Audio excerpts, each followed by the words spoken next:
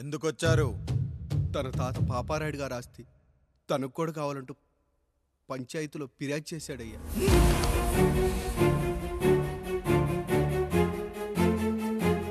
మస్తా గారు, ఆ దస్తావేజులు ఇవ్వండి.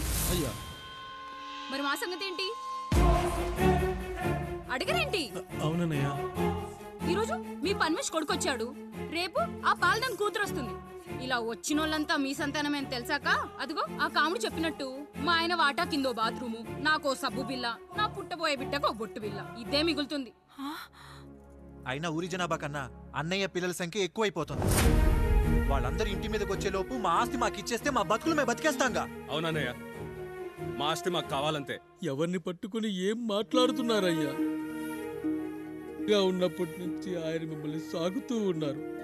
ఈరోజు పెరిగి పండయ్యాక మా దారి మేము చూసుకుంటా అనడం న్యాయం కాదయ్యా, న్యాయం కాదు. ఏ ఆయన నీకో కొడుకునిచ్చాడా?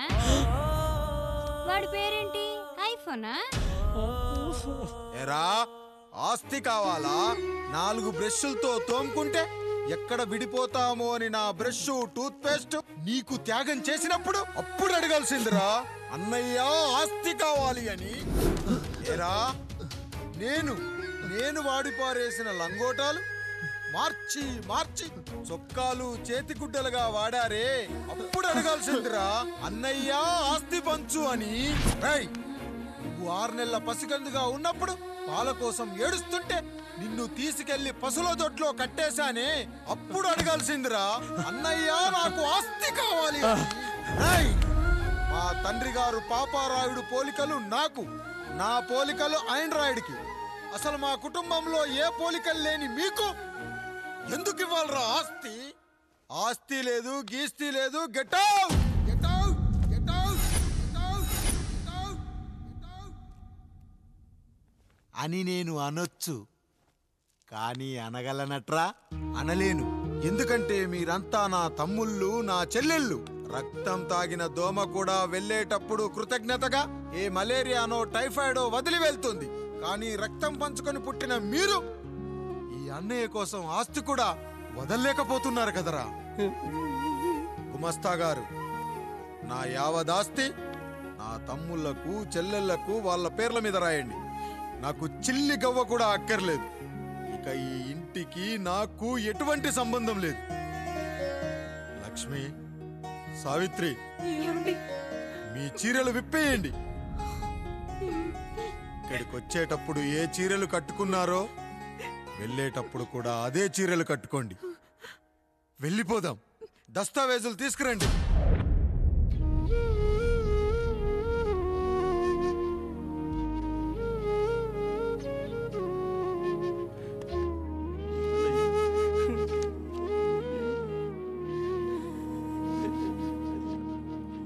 ఇక ఈ ఇంట్లో నా పేరు వినపడితే నా తమ్ముళ్ళు, చెల్లెళ్ళు బాధపడతారయ్యా. ఈ ఇంట్లోనే కాదు, ఈ దస్తావేజులో కూడా నా పేరు ఉండకూడదు. నేను ఇక్కడ సంతకం పెట్టి వీళ్ళ మనసు నొప్పించలేను. అయ్యా, మొత్తం వదిలేసి మీరెలా బతుకుతారయ్యా? ఎండకు నీడలా, వర్షానికి గొడుగులా నన్ను ఇన్నాళ్ళు కాపాడింది. కష్టాల్లో, సుఖాల్లో నాకు తోడుగా నిలిచింది. నా నిజమైన ఆస్తిని, కుటుంబ గౌరవాన్ని కాపాడింది. ఇదేరా నా ఆస్తి, అంతస్తు. ఇదే మా నాన్నగారిచ్చిన లంగోట. బంగారం లాంటి తమ్ముళ్ళే లేనప్పుడు నాకు మాత్రం ఈ బట్టలెందుకురా? వెతికిన దొరకదే రూపం, అరి పిలిచిన పలకదే ప్రాణం. వెతికా నువ్వు నడిచిన దారుల్లో, బ్రతికే నువ్వు విడిచిన శ్వాసల్లో. హో నీడనడిగా, గాలినడిగా, ఎక్కడని నా ప్రాణం. ఏరునడిగా, ఊరునడిగా, ఎందుకని మౌనం. బాధనను విడువనని తడిమినది వెంటపడి.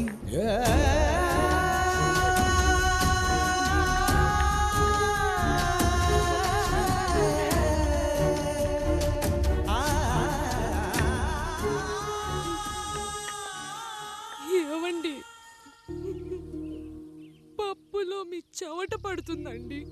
ఇడ్లీలో 2 చెంచాల ఉప్పు తగ్గించు లక్ష్మి. ఎలాగో మనం పేదోళ్ళమే కదా, కనీసం ఉప్పు ఖర్చైనా తగ్గుతుందనుకో.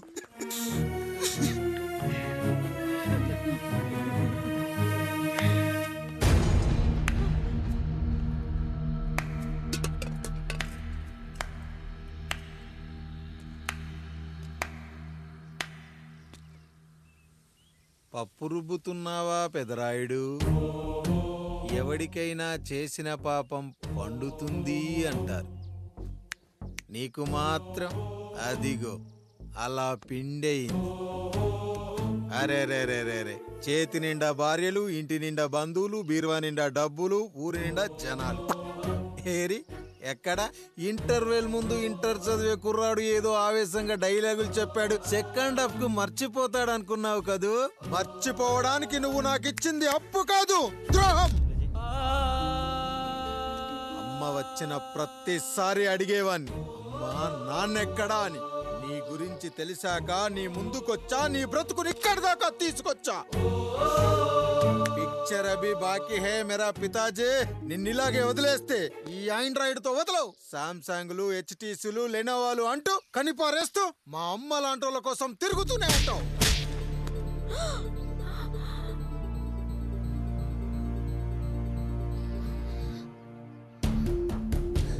అమ్మా అమ్మా, ఛీ, నన్నలా పిలవకురా. ఎవరిని పట్టుకొని ఎన్ని మాటలు అంటున్నావురా? రాయికి వరమిచ్చిన రాముడు దేవుడైతే, ద్రౌపదికి చీరిచ్చిన కృష్ణుడు దేవుడైతే, నాకు బిడ్డనిచ్చిన ఆయన కూడా దేవుడేరా. ఏంటి, ఇలానే వదిలేస్తే బిడ్డల్ని కంటూ వెళ్తాడా? అసలు ఆయన కంటూ సొంతంగా ఒక్క బిడ్డ కూడా లేడురా.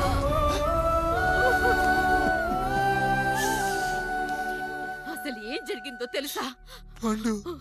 మీరుండండి, ఉండండి. మొదటి భార్యని చేసుకున్నాక పిల్లలు పుట్టలేదని రెండో పెళ్లి చేసుకున్నారు. ఆవిడకి పుట్టలేదు. మూడోసారైనా తగులుతుందనుకున్నాం, తనకే పుట్టలేదు.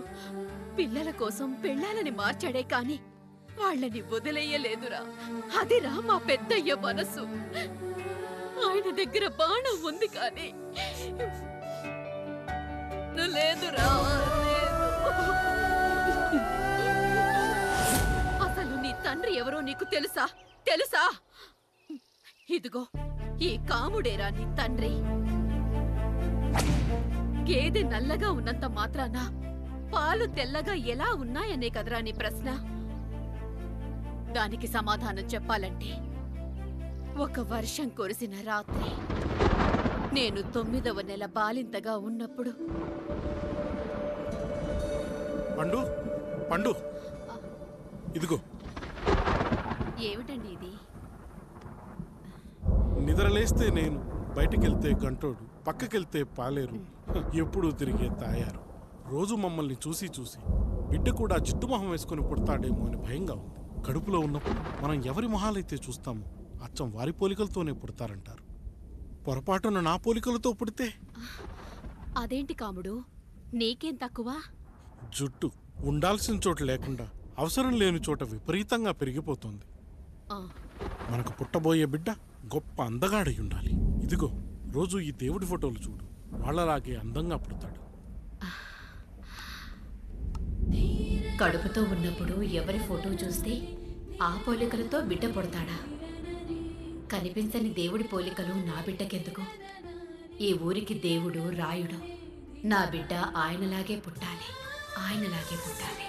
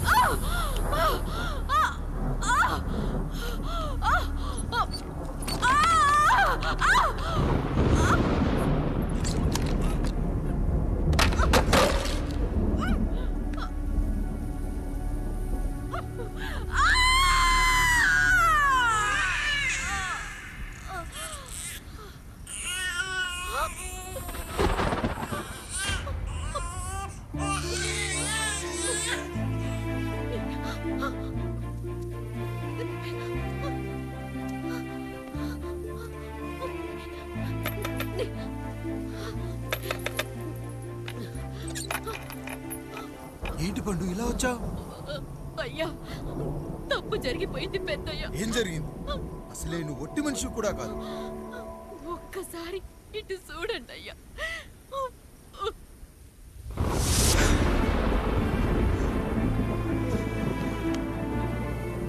వీడేంటి అచ్చం నాలా ఉన్నాడు? అసలేంటి, ఎందుకు ఇలా జరిగింది?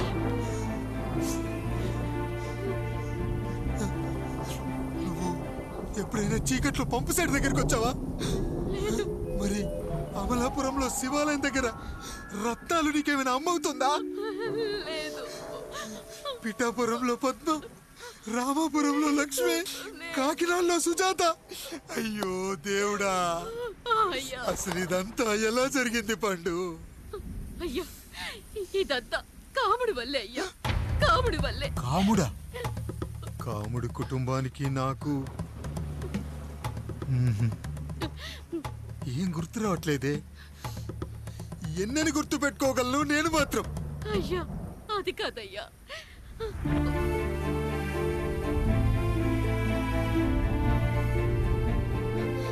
అలా రోజు మీ ఫోటో చూసి చూసి అచ్చం మీలాగే పుట్టాడు. అయ్యో, నా పోలికతో బిడ్డ కావాలనుకోవడం ఏంటి పండు?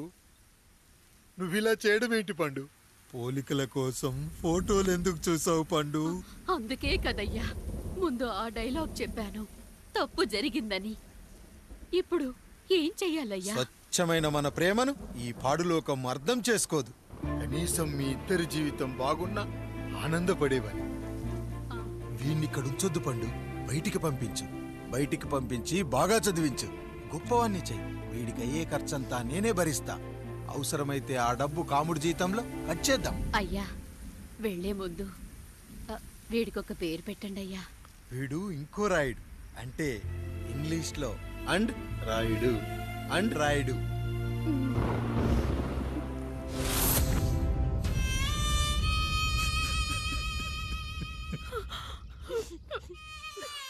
ఇదిరా నీ కథ, నా గతం. నిన్ను చదివించడం కోసం ఆయన మీ నాన్న జీతంలోంచి నెలకి 3,000, 4,000 కోసేసిచ్చేవారు. అప్పుడు ఆయన పడిన బాధ పగవాడు కూడా పడకూడదు. చూసావారా, దేవుడు లాంటి పెద్దయ్యని అనవసరంగా అనుమానించడం ఎంత పెద్ద తప్పు చేశావో అర్థమైందా? ఒకడు నిమ్మకాయ పెట్టి పసుపు వేసి ఉప్పు కలిపి పులిహోర చేయొచ్చు, కానీ ఆ పులిహోర ఎప్పటికీ దేవుడి ప్రసాదం. నువ్వు ఆ దేవుడి ప్రసాదం. ఇక ఆయనే మీ నాన్న. చూసావా అమ్మా, ఈ రోజు నుంచి నాకు 3 అమ్మలు, 2 నాన్నలు. నీకు మాత్రం ఒక్కడే భర్త, నాన్నకు మాత్రం ఒక్కటే భార్య. మా నాయనే. అయ్యా, బిడ్డను ఒక్కసారి ఎత్తుకొని తిప్పండి అయ్యా. బాబు, నాన్నా,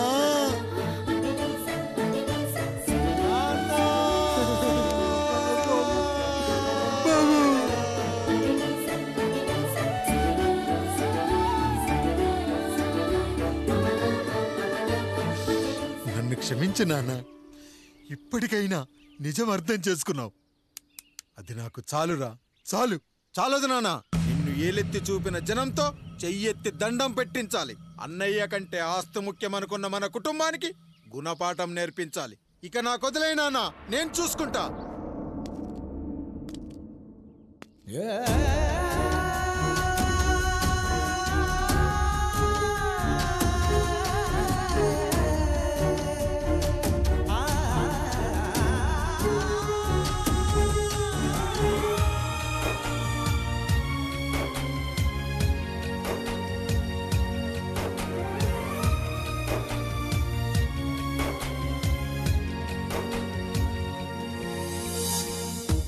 మనసుకే తగిలిన గాయం తుడిచేది ఇంకెవరు?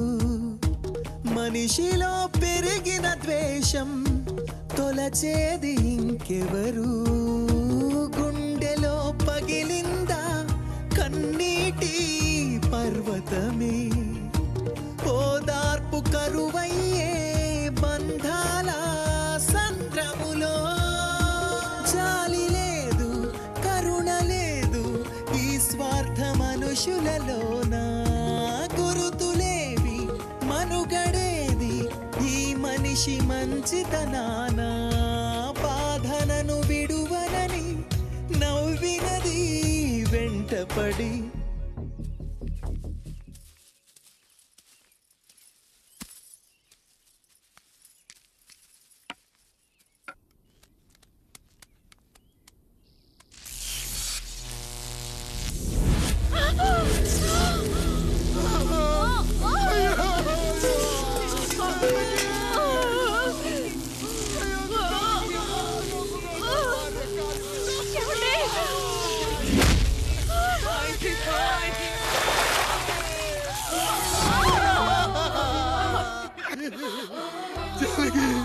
అయ్యో అయ్యో చచ్చిపోతున్నావా?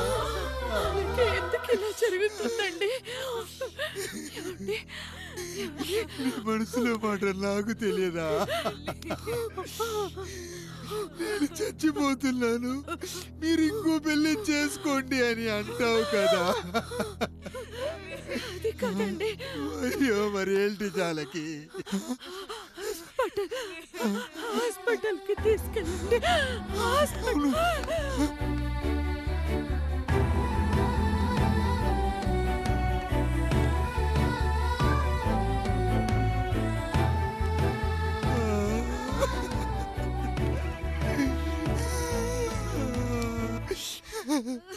జానకి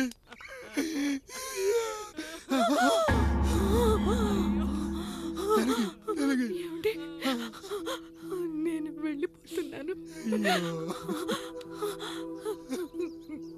నా కోసం చివరిగా ఒక పాట పాడండి.